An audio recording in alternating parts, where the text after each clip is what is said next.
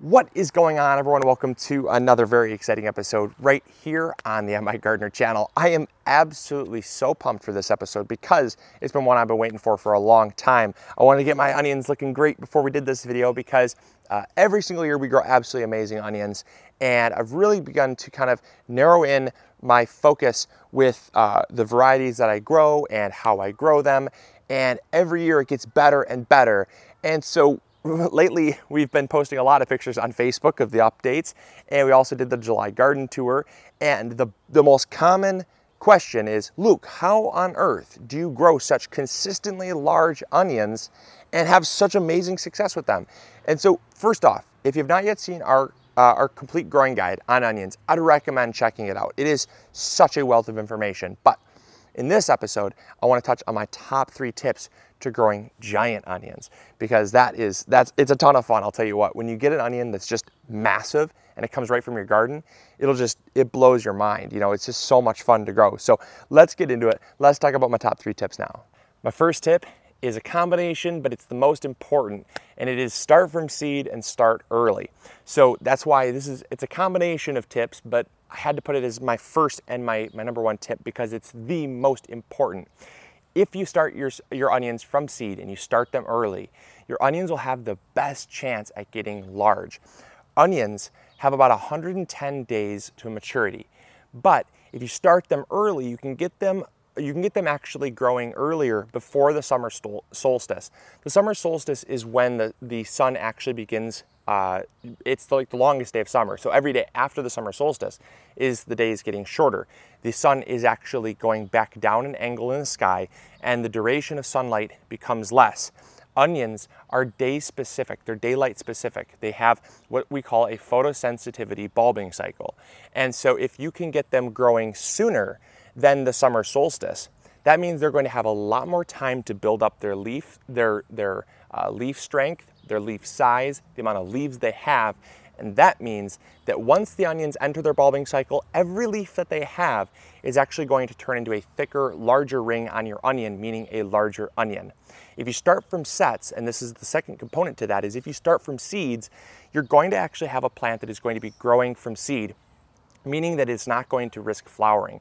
Oftentimes, more often than not, sets are grown and then put into cold storage, and that means that they're then put through a kind of almost like winter conditions to go dormant again. And so you're going to put your plants in the garden, and the onion sets are biennial, and that means they flower the second year. And even though they might have been grown for 2 years, they think they've been grown for 2 years, and so they flower. That completely ruins the size of your onions because then they put most of their energy into forming flowers. So start from seed and start early. You're probably wondering, well, when do you start your onions? I typically start my onions at the end of February, early March. You don't have to start them too much sooner than that because then you risk them getting too large inside and they begin to be a little too hard to manage. So I'll start mine about March 5th is usually when I start mine on average, and they are awesome. They're huge, they go into the ground. Once they're in the ground, then it's off to the races. So just make sure though that you typically start them about 5 to 6 weeks before your last frost date, and you're going to be more than fine. Around the same time that you'd start your tomatoes and peppers. The second most important tip to growing giant onions is genetics, or the variety that you're growing. If you can get your hands on varieties that grow larger than most, you have a much better chance at growing large onions. A prime example of this would be Walla Walla, a very nice sized onion, what we'd consider a Vidalia onion, or otherwise, kind of known as a sweet yellow onion grown in Vidalia, Georgia. They have a copyright on that name, which I think is just ridiculous, but a Vidalia onion. Or if you grow something like a Kelsey onion, Ailsa Craig, or even what we've grown is quite large is a Utah Yellow. So Utah Yellow is another great variety, but there's a but to that. You want to make sure that the variety you're growing is right for your zone.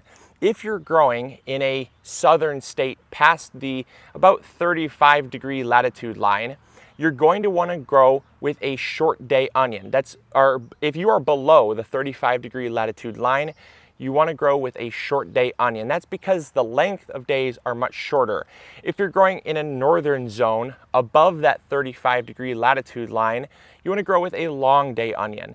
And this can be easily found by searching the variety, and it will typically say a long day or a short day onion because it is so critical. And that has to do with, as we talked about in the first tip, the bulbing cycle. The bulbing cycle is dictated by the photosensitivity of how long the days are. So if you're growing a short day onion in a long day zone or a long day onion in a short day zone, it will do absolutely no good for you. And this also brings me to my second point, intermediate day onions. Do not, under any circumstance, if you want to grow large onions, do not grow an intermediate day onion.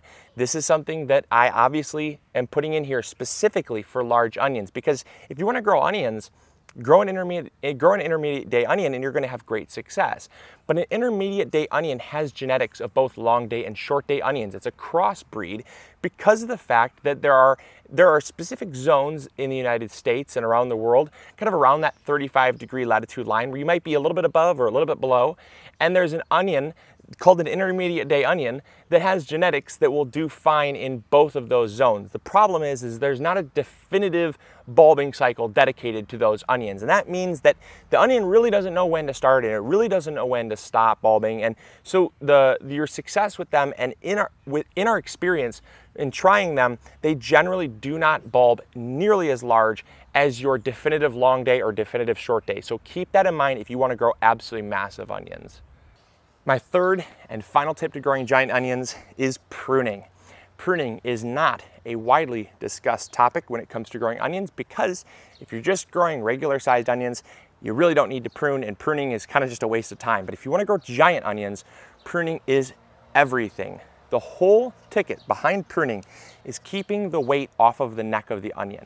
An onion tells you that it's ready to be harvested when the neck crimps and the leaves fall over. And that means that it's too top heavy. If you want to grow a giant onion, what you need to do is you need to reduce the weight of the leaves. Generally, you'll find like onions like this, that hopefully you can see, I'm in the shadow there, but this onion leaf gets heavy, it gets limp, and it starts to fall over. What that will do is over time, if you get too many of those leaves, they become saggy and top heavy. Take your scissors or your fingers, snip those leaves off. If they're limp and they're falling over like that, get rid of them. The more upright leaves you have, the better. As soon as they start to crimp, is like this one here, is kind of falling over halfway. What you want to do, see how that's kind of falling over halfway? Simply take your finger just below that crimp, pinch that piece off there. That's what you want to do to prune. That means the leaves are going to stand straight up. They're going to actually be able to photosynthesize better, as well as the fact that those leaves are not adding weight, that are going to become top heavy and begin to pull the neck down, because once it crimps, it's game over. So that is my top 3 tips to growing giant onions. And a side note too, also some competitive onion growers, they will actually take those tiny 3-ring tomato cages. I know, don't use them in your garden for tomatoes. Maybe use them on peppers, but that's about it. They will actually use the 3-ring cages to actually stake their onions up so that the leaves will drape over top of those rings. And we've done videos on that in the past, growing our competition-sized onions, and we've had amazing success with it. But in a high-intensity setting like this, where you have plants super close together, it's not really possible. And that's where pruning comes in and makes it's pretty critical to prune your onions so that they continue growing upright. So here's another one there. So get those out. So see that? You don't want those crimps. So anyways, hope you all enjoyed. Hope you learned something new. If you did, make sure to like this video, share it with a friend if you think they'd enjoy it as well. Let us know in the comments box below if you're growing giant onions, and share pictures with us over on Facebook and Instagram. We'd love to see your giant onions because, man, it's a ton of fun. So as always, this is Luke from the MIgardener channel, reminding you to grow big or go home. And make sure to check out MIgardener.com if you're interested in growing any giant onions, because we have all the varieties we're growing over there, only 99 cents a pack. So as always, this is Luke from the MIgardener channel. See ya. Bye.